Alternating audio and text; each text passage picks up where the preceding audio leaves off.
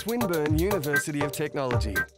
Hello everyone, thank you very much. I think it's a real honour to be here, and I'll just So the outline is, I just want to take you through some of the foundational theorists I've relied on to get to my understanding of ageing, and then quickly have a look at my work on what ageing means to gay men. I'm just starting with a quote from an Auden poem entitled Old People's Home. I'm not sure what a numbered frequent ward is, but clearly it meant something to Auden in England when he wrote it in 1970. I was familiar with Old People's Home and others that he wrote lamenting the passing of time before I began my research on age and ageing.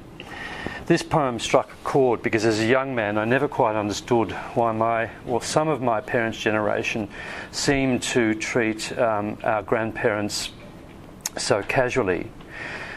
When I began working in this field more than 12 years ago, I thought it was important to find out how we understood death, because that would help me understand taboos associated with old age, was my thinking. My thinking was that knowing more about death would help me understand old age, because death gives meaning to age and ageing. That is, the passing of the years is significant because we all die, and death is the final stage, old age being the penultimate, according to Simone de Beauvoir and Norbert Elias, people that I will come to very quickly. When I began, and it was the historian Philippe Ariz who first introduced me to the ideas of the life course and death. His important work in the 60s, Centuries of Childhood. Then I later discovered an even more influential one, The Hour of Our Death, which he wrote in 1991. The latter told me a great deal about what I wanted to know, because he spent his last 20 years examining how the West understands death, and was nicknamed by his colleagues as Professor Death for that reason. He argues that death in the Middle Ages was tame, whereas now it is wild. It was tame then because we lived amongst it, and it lived amongst us. Nowadays, having banished death, it has become a wild and terrifying final stage of life. The next person I went to was Simone de Beauvoir. And she wrote this in the 70s. It was called Old Age, and in this quote on the board, which I'll let you read, she reflects on ageism and ageing forgetfulness that she observed in France and elsewhere. What I think she's saying is that we're all aware of death, we know about that, and that separates us from other species, as we all know, but we avoid any thought of old age until it is upon us or it has overtaken us. Whether that's still the case, I'm not sure, but it was an interesting observation. In the 1970s, she wrote this as she was turning 60 and regarded 60 as the inevitable onset of old age and a terrible time, and a time of great shame to admit that one was 60. Having turned 60, I'm not so sure it is the case nowadays, or that it was the case 10 years ago. For my parents' generation, it could have been, certainly for my grandparents' generation, who were born in the 1890s or the early 1900s, I think, turning 60 in the 1960s or 1950s, they were very much older than I feel that I am now. Beauvoir, and the third scholar to help me understand age and ageing, it's a pity Klaus is not here, because I'm sure he would be a great fan of Norbert Elias, as I am. His important work, The Civilizing Process, explains the link between bodily shame and self-control in European society since the Middle Ages. Another slight, but in my view influential work, is his The Loneliness of the Dying, where he wrote of his dying lived experience, if you can believe it. In other words, as he lay dying, he wrote about it, and it was later published after his death. Perhaps only a German sociologist would think to do such a thing and would do such a thing, but it's a great book.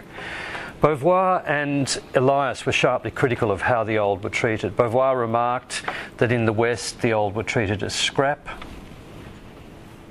society looking upon old age as a shameful secret. She then found no hesitation among the not so old to exploit the aged. I'm not sure whether John Howard's privatisation or increased privatisation of ageing in the ageing sector has increased the possibility for the not-so-old to exploit the aged. I think that's a moot point and worth investigating. Elias described nursing homes in the 1980s as deserts of loneliness. After these people, I turned to Ulrich Beck and his wife, Elizabeth Beck-Gernsheim, who argued that increasing rates of individualisation would have two serious effects on ageing populations, and I think these are very interesting. First, as more women enter the workforce and domestic gender relations are renegotiated, fewer women will be willing or able to care for elderly family members.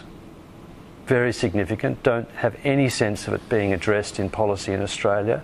Second, class will have a greater effect on an individual's experience of old age. Their final point, and I think this can only become accentuated if Aaron Gare is right in the source he found on the internet a couple of days ago that said that the global inequality is now worse than it's ever been since 1820, the post-Napoleonic period in Europe.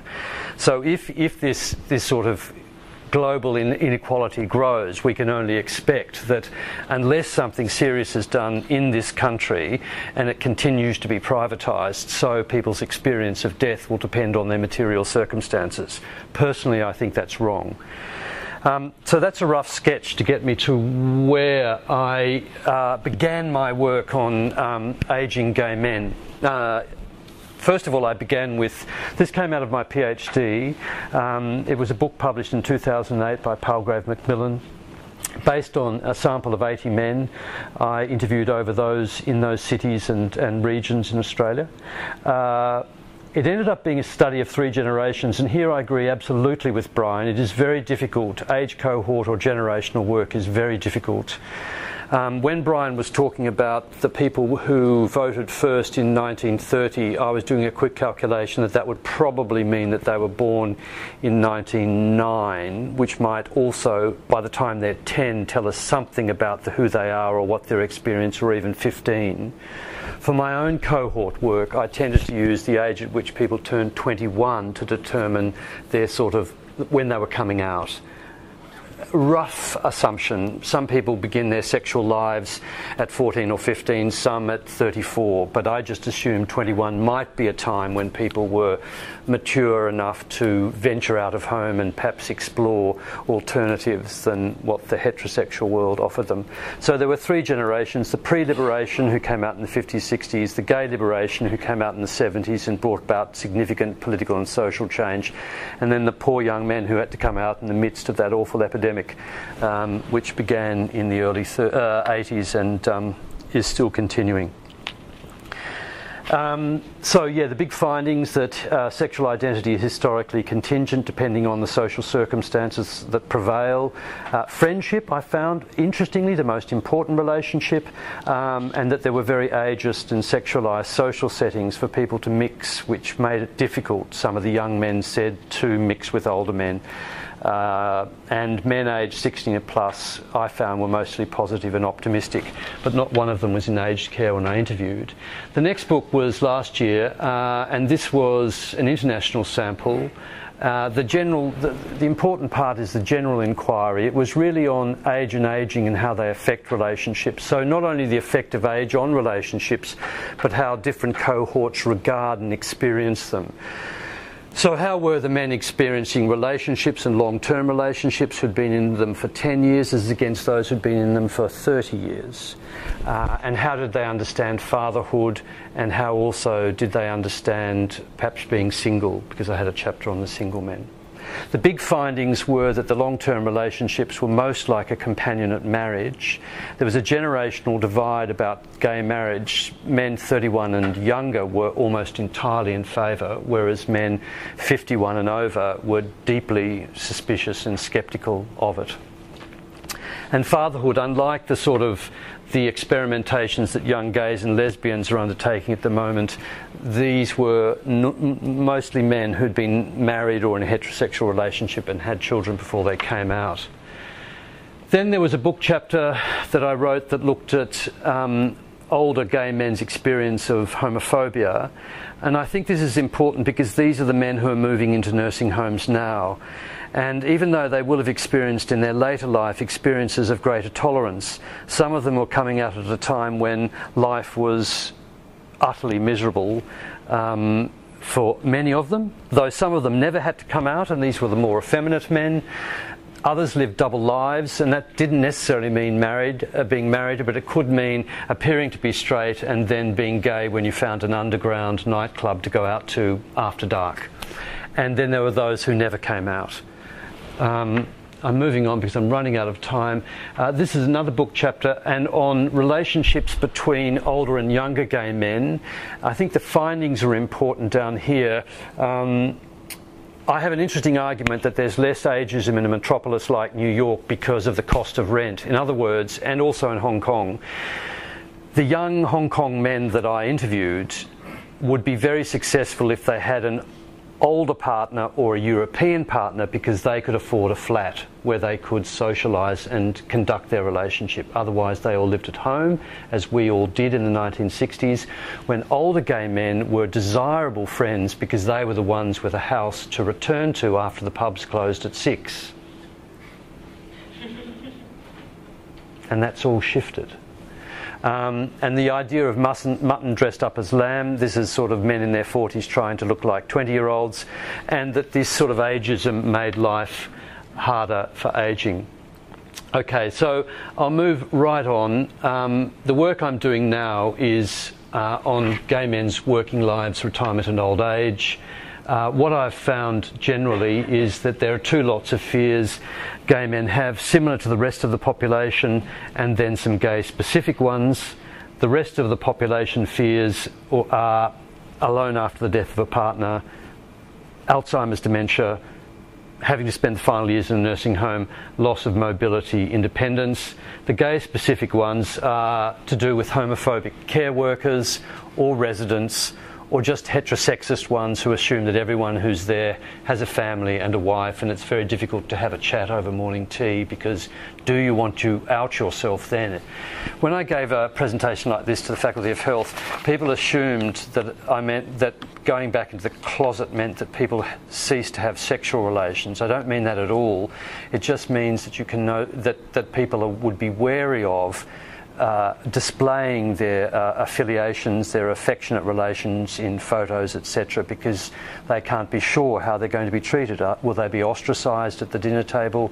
Will the care worker treat them more roughly or less caringly because they're suspicious of gay people? These are their fears, and this is the sort of set of fears. And then finally there were some quotes here, but look, I'll put this on. I'm going to write this up for Research Bank. There's just one little thing that I wanted to mention, which is, of course, for gay men, a big issue is that cohort with HIV who are moving into nursing homes. They have particular health and care needs, but I'm also slightly interested in those men who are ageing without their so-called playmates from their 20s and 30s who are not there with them to age like a war generation, but these people are even more hidden away than the Vietnam vets were, and I think it's worthwhile knowing that these people are moving in. Thank you very much.